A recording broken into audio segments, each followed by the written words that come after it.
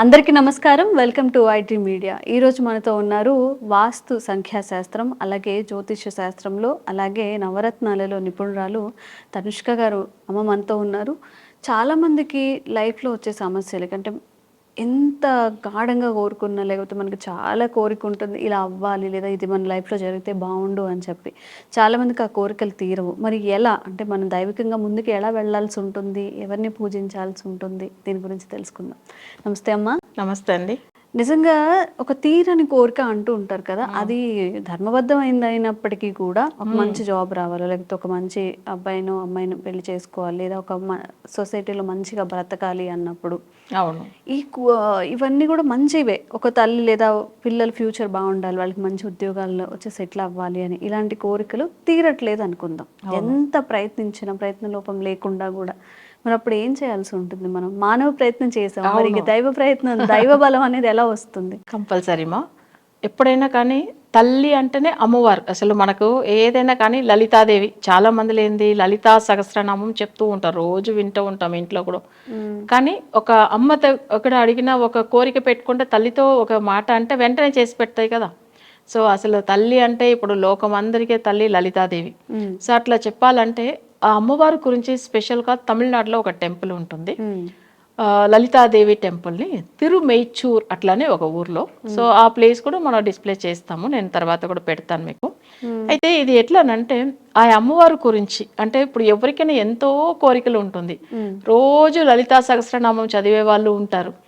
కానీ ఇలా చదువుతూ ఉన్నప్పుడు ఒక ఆమె బెంగళూరులో ఒక ఆమె ఏంటంటే ఎప్పుడు ఎన్నో సంవత్సరాలుగా లలితా సహస్రనామం చదువుతూ ఉంటాయి. లలితాదేవి మీద చాలా అంటే ఎక్కువ భక్తి ఆమెకు. అప్పుడు ఉన్నప్పుడు ఏమైందంటే ఆమెకు ఇంటికి ఆ లలితాదేవి వెళ్ళి, తిరుమెయిచూర్లో ఉన్న అమ్మవారు వెళ్ళి ఆమెతో మాట్లాడుతుంది అనమాట. ఏమని చెప్పి, నాకు ఎన్నో అన్ని ఆభరణాలు వేస్తున్నారు, అంటే జ్యువెల్స్, ఒడ్యానం కానీ దండ కానీ అసలు అంత అలంకారం చేస్తారు, చాలా మంచిగా అన్ని జ్యువెల్స్ అన్ని వేస్తున్నారు నాకు, కానీ కాళ్ళు ఒక పట్టీల వరకు వేయంటారు నాకు అని చెప్పి బాధపడిందంట అమ్మవారు. ఇదేంది ఇంత అందంగా అన్నీ బాగుంది, అమ్మవారిని చూడడానికి అసలు పట్టీలు లేదని నా దగ్గర చెప్పి బాధపడడం ఏంది అని ఆమెకు చాలా షాక్ అండి. ఎందుకంటే ఆమె మీద చాలా భక్తి ఆమెకు, అంత మంచిగా లలితా సహస్రనామం రోజు తల్లితో చెప్పుకుంటే ఆమెకు ఎంత ఇష్టం. అట్లా ఈ అమ్మవారు మన్ని వచ్చి అడగడం ఏంది, ఆ ఊరు పేరు చెప్పడం ఏంది అని చెప్పి ఈమెకు సరే ఒక్కసారి మనం ఎట్లైనా ఆమె చెప్పిన ప్లేస్కి వెళ్తామని చెప్పి నెట్లో సెర్చ్ చేసుకుని ఆ ఊరికి వెళ్ళింది. ఆ ఊరికి వెళ్తే అక్కడ ఒక లలితాదేవి టెంపుల్ ఉందా అంటే ఉంది అని చెప్పారనమాట. తర్వాత అక్కడ టెంపుల్ దగ్గర వెళ్ళి ఆ పంతుల దగ్గర చెప్తుంది ఆమె, స్వామి నేను పట్టీలు తెచ్చాను, అమ్మవారు నా దగ్గర కలలో వచ్చి అడుగుతుంది, అన్ని ఆభరణాలు నాకు అన్ని పెడుతున్నారు, ఒక పట్టీలు వరకుమే నాకు పెట్టట్లేదని చెప్పి బాధపడుతుంది ఆ తల్లి. అంటే వీళ్ళకు షాక్, అసలు మేము ఎప్పుడు వేసింది లేదండి పట్టీలు అని అంటున్నారు పంతులు.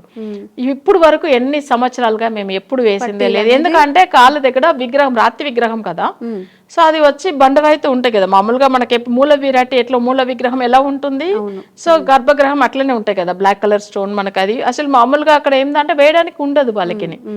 బట్ అయితే వీళ్ళు ఏం చేశారు, లేదండి అమ్మవారి అడిగేది అసలు నన్ను అసలు చాలా బాధతో అసలు చెప్తుంది కదా, మీరు చూడండి అంటే ఈయన వెళ్ళి అసలు డైరెక్ట్గా ఆ పాదాల దగ్గర జస్ట్ ఇట్లానంటే ఆ పాదం చుట్టూ ఇట్లా హోల్ ఉంది, ఎందుకంటే అక్కడ ఆల్రెడీ పూజలు అభిషేకాలు చేసి చేసి కొంచెం ఆ బ్లాక్ కలర్లో ఇది అంతా పట్టుకుని ఉండడం వల్ల వాళ్ళకి కనిపించలేదు.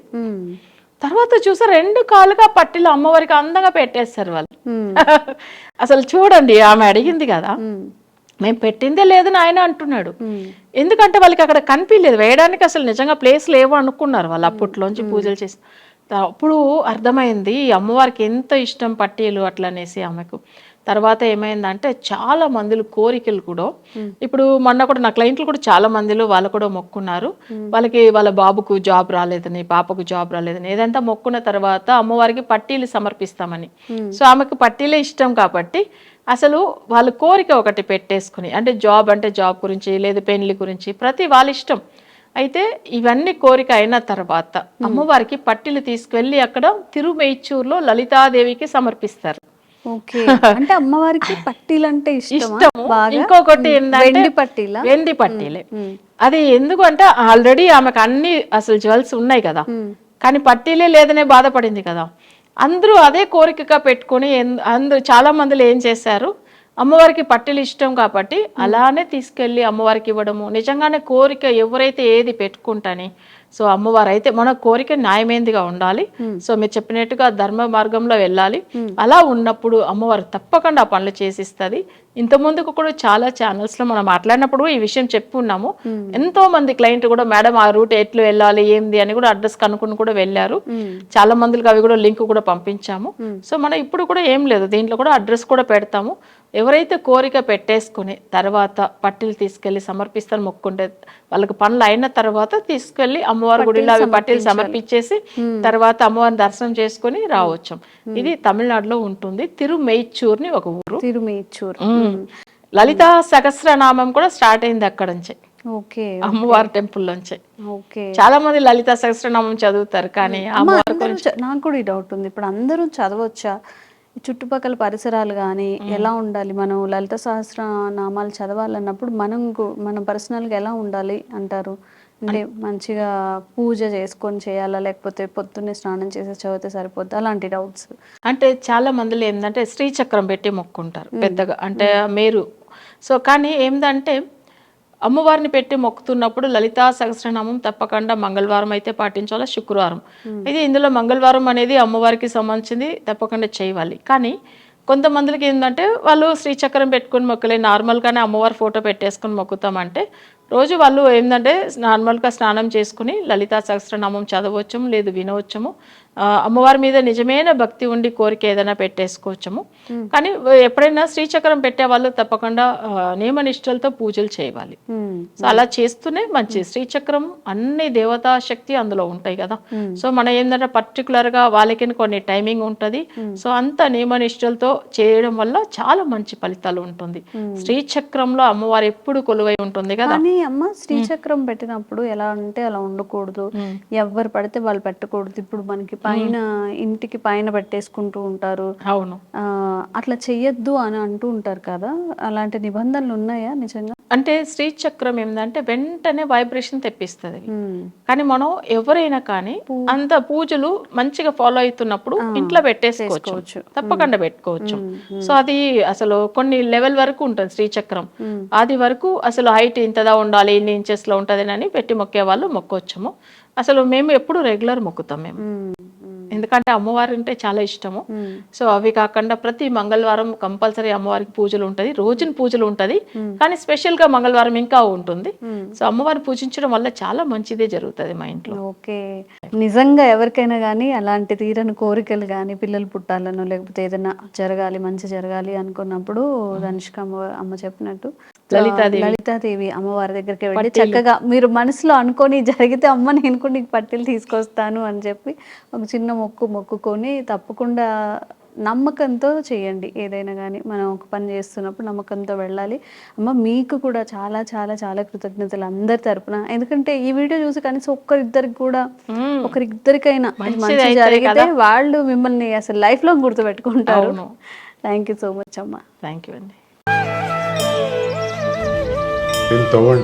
తవ్వుతూనే శివలింగం సరే దాన్ని అట్లా కప్పేసేయండి, చూపించదండి.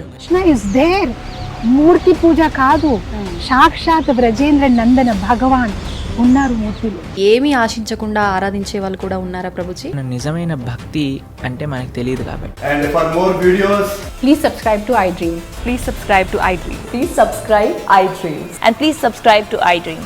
For more videos, subscribe to iDream. please like, share and subscribe to the channel. Congratulations, iDream. Subscribe to iDream. Subscribe to iDream. So subscribe to iDream Media. iDream ki iDream team andarki huge congratulations. Please subscribe iDream Media. Please subscribe to iDream. Subscribe iDream. Please subscribe to iDream. iDream అంటే నా కళల channel subscribe చేసుకున్న నోరు తిరుగుతలేదు, మీరైతే గంట గుర్తు కొట్టండి. For more such videos, please subscribe to iDream. Subscribe to iDream. Please subscribe to iDream. Please subscribe iDream Media. Please do subscribe to iDream. Please subscribe to iDream Media. For best entertainment and information, please subscribe iDream. And don't forget to subscribe to iDream.